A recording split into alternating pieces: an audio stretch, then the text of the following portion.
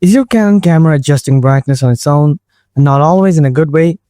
It's likely due to Auto Lighting Optimizer. It's designed to enhance your shots, but sometimes it can do more harm than good. The good news?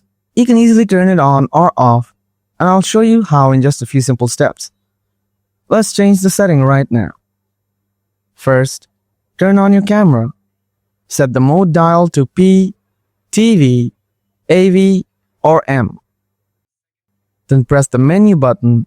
After that, click on the right arrow button to go to the second camera icon tab.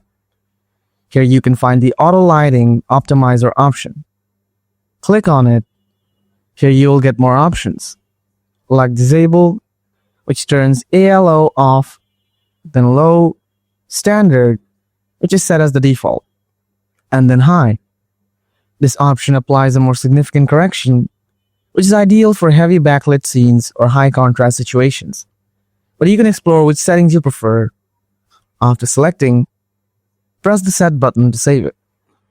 That's all for now. If you found this video helpful, don't forget to hit the like button. Have any questions? Feel free to drop them in the comments below. Thanks for watching. I'll see you in the next one. Until then, stay tuned and take care.